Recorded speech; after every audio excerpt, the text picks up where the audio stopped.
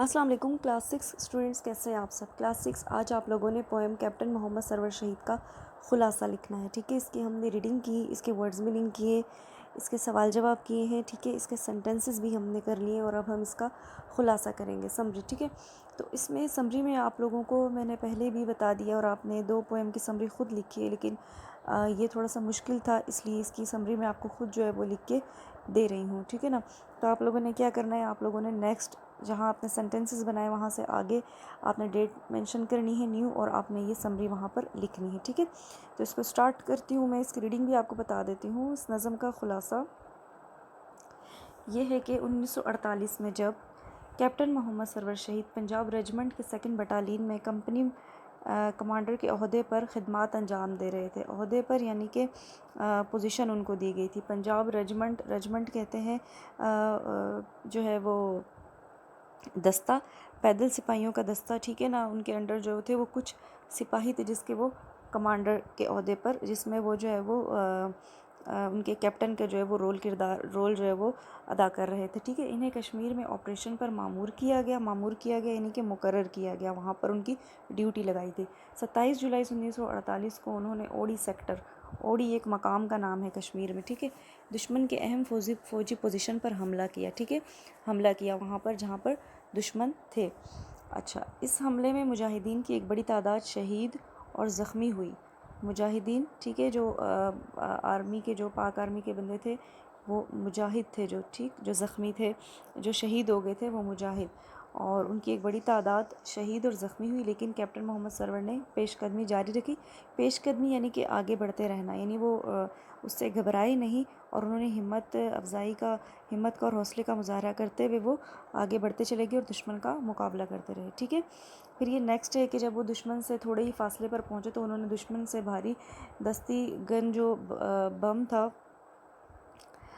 उससे जो है वो फायरिंग शुरू कर दी। ठीक है, इस हमले में मुजाहिदीन की एक बड़ी तादाद शहीद हुई। सही, और जो मुजाहिदीन की तादाद में कमी आती गई, इनका जोश व जज्बा बढ़ता चला गया। फिर कैप्टन ने एक तोपची की गन को खुद संभाला और दुश्मन पर गोलियों की बौछार शुरू कर दी। अब दुश्मन का मोर्चा सिर्फ 20 गज के फासले पर था, यानी अब वो दुश्मन से थोड़ा ही दूर थे। इस मौके पर अचानक इंकशाफ हुआ कि दुश्मन ने अपने मोर्चों को खारदार तारों से महफूज कर लिया है। ठीक है, ये सारी बातें हम पोएम की रीडिंग करते हुए भी पढ़ चुके हैं। कैप्टन सरवर इस गैर मुतवक्का सूरत हाल से बिल्कुल हरासा यानी कि घबरा जाना, परेशान हरासा ना हुए और बराबर दुश्मन पर फायरिंग करते रहे। ठीक है, नेक्स्ट। अच्छा, अब इस दौरान क्या हो गया कि इस दौरान में अपने हाथ से दस्ती बम ऐसा ठीक निशाने पर फेंका कि दुश्मन की एक मीडियम मशीन गन के परखच्चे उड़ गए, यानी कि उन्होंने ऐसा निशाना लगाया दस्ती बम यानी ऐसा बम जो हाथ से फेंका जाता है। तो उससे क्या हुआ कि दुश्मन की जो मशीन गन थी उसके खच्चे उड़ गए, यानी कि उसके जो है वो टुकड़े टुकड़े हो गए। मगर इस हमले में इनका दायां बाजू शदीद ज़ख्मी हो गया। दायां कहते हैं सीधा बाजू, ठीक है, और वो मुसलसल हमले करते रहे। उन्होंने एक ऐसी ब्रेन गन का चार्ज लिया जिसका जवान शहीद हो चुका था। ठीक है, उन्होंने एक शहीद सिपाही की गन उठाई और अपने ज़ख्मों की परवाह ना करते हुए अपने 6 साथियों की मदद से कांटों वाली जगह को, तारों को पार करके दुश्मन के एरिया में पहुंच गए। ठीक है, और कैप्टन मोहम्मद सरवर ने गोलियों की बारिश बरसाते हुए बहुत दूर तक निकल गए। दुश्मन ने इस अचानक हमले के बाद अपनी तोपों का रुख कैप्टन की तरफ कर दिया। ठीक है, जब दुश्मन ने देखा कि लगातार गोलियां बरसाई जा रही हैं तो उन्होंने क्या किया कि अपनी तोपें जो थी वो कैप्टन सरवर की जानिब कर दी। जानिब मतलब तरफ। ठीक है, यूँ एक गोली कैप्टन सरवर के सीने में लगी और इस तरह कब इनकी वफ़ात हुई, 27 जुलाई 1948 को, ठीक है, इनकी वफ़ात हुई और इन्होंने जुर्रत का मुजाहरा करते हुए ये शहीद हो गए। ठीक है, और आप इसको यहाँ तक कंप्लीट कर लेंगे। मुजाहिदीन ने जब इन्हें शहीद होते देखा तो उन्होंने दुश्मन पर ऐसा भरपूर हमला किया कि वो मोर्चे छोड़कर भागने पर मजबूर हो गए।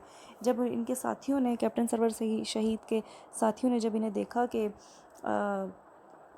जब वो शहीद हो गए तो फिर उन्होंने क्या किया कि दुश्मन पर ऐसा हमला किया कि दुश्मन अपनी जगह छोड़कर भागने पर मजबूर हो गए।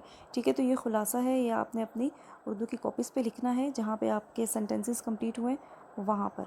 ठीक, यहाँ से ये स्टार्ट हो रहा है और फिर ये यहाँ पे एंड हो रहा है। और कोई चीज़ नहीं समझ आएगी तो आप मुझसे पूछ लेंगे।